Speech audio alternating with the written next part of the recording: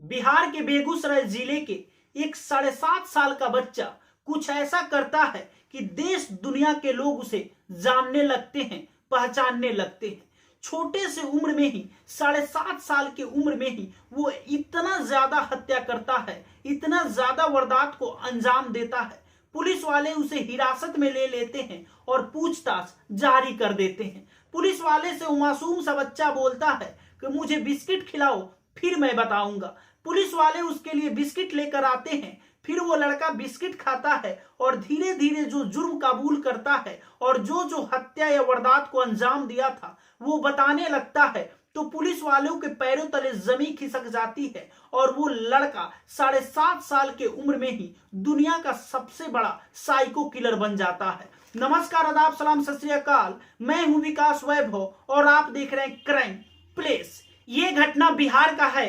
बिहार में एक बेगूसराय जिला है, वहीं का ये घटना है। एक गरीब परिवार है, काफी गरीब परिवार है। मजदूरी करके वो पिता अपने घर का लालन पालन करता है। बहुत दिनों बाद उस घर में एक बेटे का जन्म होता है 1998 में, और परिवार वाले, आसपास के लोग काफी खुश होते हैं कि उस परिवार में एक बेटे का जन्म हुआ है। उस बेटे का नाम रखते हैं अमरदीप सदा और धूमधाम से एक पार्टी का आयोजन भी करते हैं। लोगों को खिलाते भी हैं कि मेरे घर में पहली बार किसी बेटे का जन्म हुआ है। वो बेटा जब 2-3 साल का होता है, वो किसी से बातें नहीं करता है, बड़ा शांत स्वभाव का होता है। तो आसपास के लोग और परिवार के लोग कहते हैं ये लड़का पढ़ने लिखने में काफी तेज होगा, काफी गंभीर लड़का है, काफी अच्छा लड़का है। जब वो लड़का 7-7.5 साल का होता है तो उसकी चाची की एक बेटी का जन्म हुआ होता है उसी घर में, और उसकी उम्र होती है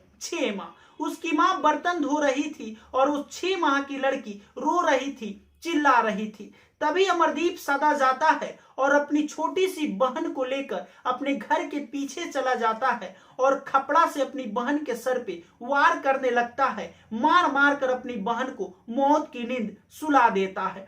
तभी उसके चाचा जी और उसके पिताजी कहीं से मजदूरी करके घर लौटते हैं तो देखते हैं कि बेटी नहीं है। आसपास ढूंढने लगते हैं तो जाके पीछे उनको नजर पड़ता है कि उनकी बेटी खून से लथपथ है और उसका शरीर पे खपड़ा से वार किया गया है। उन्हें समझ में ही नहीं आ रहा था कि आखिर इस घटना को अंजाम किसने दिया है, क्योंकि एक गरीब परिवार है, उससे ना किसी की दुश्मनी है और ना किसी से कोई बैर। तो भला उस मासूम से बच्ची से किसकी दुश्मनी है? जब उन लोगों की नजर अमरदीप सदा पे पड़ता है तो उसके शरीर पे, उसके कपड़े पे खून के छींटे हैं। और जब अमरदीप से वो पूछताछ करने लगते हैं, जब जबरदस्ती करके पूछने लगते हैं, पीट कर पूछने लगते हैं अमरदीप से कि बताओ इसके साथ कौन क्या किया है, तो अमरदीप अपना जुर्म कबूल करता है और कहता है कि मैं ही अपनी बहन को मौत का नींद सुलाया हूं, खपड़े से मार मार कर उसकी हत्या किया हूं। घर वाले किसी को नहीं बताते हैं,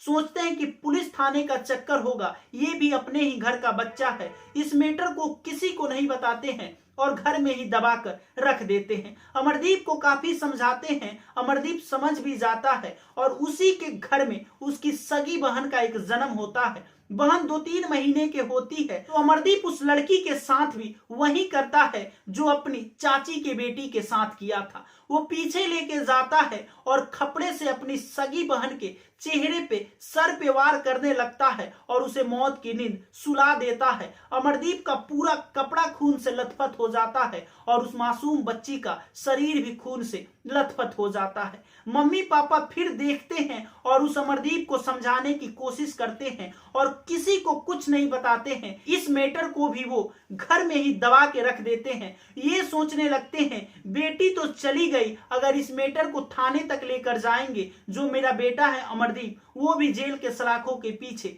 चला जाएगा। ये बात किसी से, घर वाले किसी को बताते ही नहीं हैं और घर के अंदर ही दबा कर रख देते हैं। एक दिन की बात है कि अमरदीप स्कूल के पीछे खेल रहा था। उस स्कूल के पीछे एक गरीब परिवार रहता था और उस परिवार में एक बेटी का जन्म हुआ था और बेटी 2 महीने की हो गई थी। माँ उस बच्ची को खिला रही थी और खिलाते खिलाते उसको नींद आ गया उस बच्ची को, तो वहीं पे रख वो घर में चली गई कोई काम करने के लिए और देखी कि अमरदीप यहीं पे खेल रहा है। जब काम पूरा करके माँ लौटती है तो देखती है कि उसकी बेटी वहां पे नहीं है, कहाँ गई। चिल्लाने लगती है और रोने लगती है कि मेरी बेटी खुशबू कहाँ चली गई। अमरदीप से वो पूछने लगती है कि बेटा तुम यहीं पे थे, मेरी बेटी को देखे हो। अमरदीप कोई रिस्पॉन्स नहीं देता है, मंद मंद सिर्फ मुस्कुराता है। वो चीखते चिल्लाती हुई माँ पुलिस स्टेशन पहुंच जाती है और थाने में जाकर रिपोर्ट लिखवा देती है कि मेरी बेटी गुम हो गई है, पता ही नहीं कि मेरी बेटी कहां चली गई है। पुलिस वाले पूछते हैं कि आपको किसी पे शक है, तो मां बोलती है कि जहां पे मेरी बेटी थी वहीं पे अमरदीप भी था। पुलिस वाले अमरदीप की उम्र देखकर, अमरदीप की साइज देखकर, उसकी हाइट देखकर उससे कुछ पूछताछ नहीं करते हैं। पुलिस वाले को अमरदीप पे शक ही नहीं जाता है। वो सोचने लगते हैं कि 7.5 साल का बच्चा भला वो किसी को क्यों मौत की नींद सुलाएगा। इस मासूम सी बच्ची की इसकी कौन सी दुश्मनी है, उस पे नजर नहीं जाता है। लेकिन वो बार बार माँ बोलती रही कि मेरा शक अमरदीप पे ही है, क्योंकि मेरी बच्ची जहां पे सोई थी वहां पे अमरदीप ही खेल रहा था।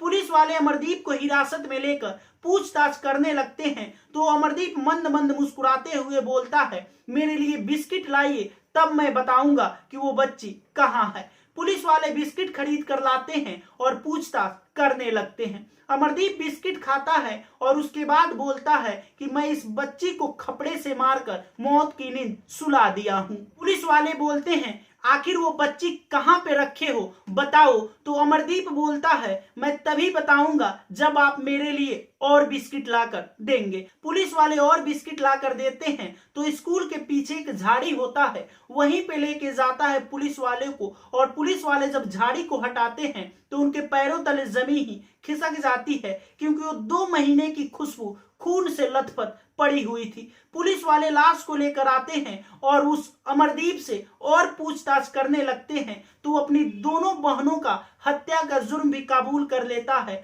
और पुलिस वाले अमरदीप को जेल के सलाखों के पीछे भेज देते हैं। पुलिस वालों को समझ में ही नहीं आ रहा था कि 7.5 साल के मासूम बच्चे को कौन सी सजा सुनाई जाए। उस मासूम बच्चे को 3 साल की सजा सुना दी जाती है और कई सालों तक पुलिस वाले अमरदीप सदा को बाल सुधार गृह में रखकर उसकी मानसिक इलाज करवाएं, उसे समझाएं और उसे कई तरह की नॉलेज भी दिया गया ताकि वो आइंदा इसके बाद से ऐसी गलती नहीं कर सके। अभी नहीं पता है किसी को भी अमरदीप सदा कहाँ है और क्या कर रहा है। इस बात को बिहार सरकार छुपा के रखी है, किसी को भी अमरदीप सदा के बारे में जानकारी नहीं है। यही है दुनिया के सबसे कम उम्र के साइको किलर की कहानी। ये कहानी आपको कैसी लगी कमेंट बॉक्स में जरूर बताइएगा। नमस्कार, अगर आप हमारे चैनल पर नए हैं तो सबसे पहले चैनल को सब्सक्राइब कर लीजिएगा। जय हिंद।